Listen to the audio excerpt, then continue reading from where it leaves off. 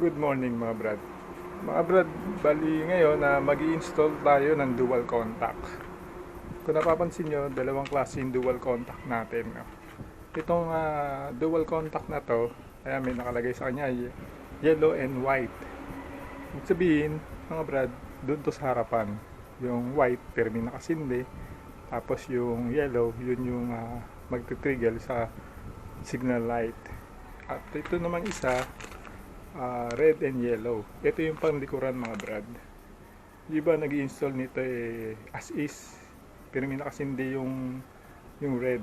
Tayo iibahin natin, gagawin natin mamamatay siya basta nag-break tayo, mamamatay siya. Kaya kung nakikita nyo, meron tayong relay rito, gagamit tayong relay para magkaroon naman ng kulay o magkaroon ng style naman yung pagpreno natin, no? Papakita natin yung normal function ng brake light natin sa ngayon, no? Ito, susindihan natin tong si Gravis. Tapos kung nakikita nyo yan mga brad, pag nag-brake ako, sisindi yung, kung nakikita nyo mga brad, yan, pag nag-brake ako, ayan, liliwanag siya ng malakas lang sa gitna. Ayan. Ayan, nakita nyo, no, mga brad, no? Bali, lumiwanag to ng malakas yung sa gitna. Ngayon gagawin natin, lalagyan natin ng red dito sa dalawa. Yun yung double contact. Ayun, makikita nyo, bali maganda siya mga brad. Tignan nyo lang, gagawin natin ngayon. So mga brad, bali gagamit tayo ng relay. Tapos 5 pins na kukunin nyo para magamit nyo yung normally close nya. Sa mga may idea na dito sa relay na to, madali nyo i-DIY kung gusto nyo magkaroon ng double contact sa inyong likuran. Ngayon siya nga pala mga brad, open tayo ngayong GCQ. At ganun pa rin, Biyernes, Sabado, Linggo. Basta ngayon araw ng Webes, meron pupunta mamaya alas 8.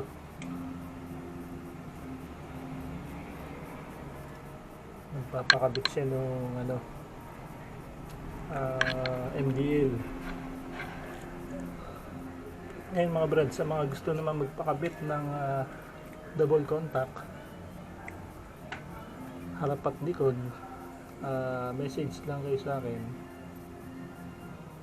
Sa ganun may schedule natin.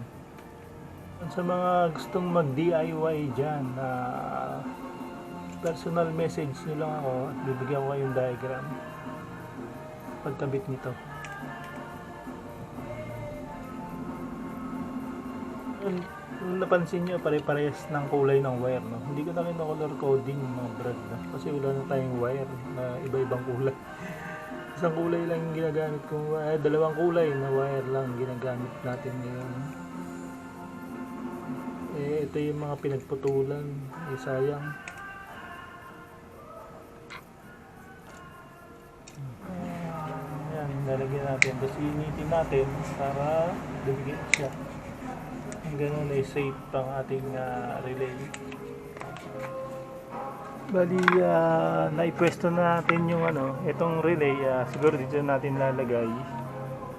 Itatago lang natin. Tapos yung double contact, ayan na, nailagay na natin sa loob. Natanggalan natin yung stock. Stock nga pala nito ay peanut bulb. Yung peanut bulb na yun yung T10 kung tawagin nyo. Yung pinakadulo niya is 2T10. Ganito mga brad. Ito yung stock niya. Ang tawag dito peanut bulb. Ngayon sa pag LED naman T10, T15. Depende sa laki yun. Depende sa lakas. Bali ito palang natin T15 to, no. Medyo may kalakasan siya kaya i-connecta rin natin sa preno. Sa mga magdi-DIY pala, yun lang, alisin nyo lang yung upuan, tapos kukunin nyo yung stock, ikakabit nyo yung pinaka double contact na LED, tapos titignan nyo yung wire nyo rito. Ang grabis is right signal light, tong brown, and dark green tong left nya. Ayun, kabit muna natin mga brad. So ayun mga brad, bali natapos na natin. Ngayon ipapakita ko sa inyo kung paano siya mag-function. I-on natin yung ating motor, tapos i-brake ko siya. Pipindutin ko yung brake level niya.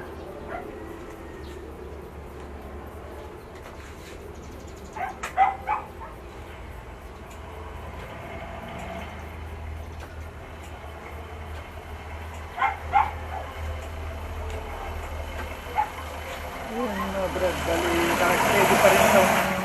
naka-steady pa rin tong ano niya, pin light niya. Tapos pag nag-preno ka, mamamatay ito, sisindihin dalawang ano natin, dalawang dual contact.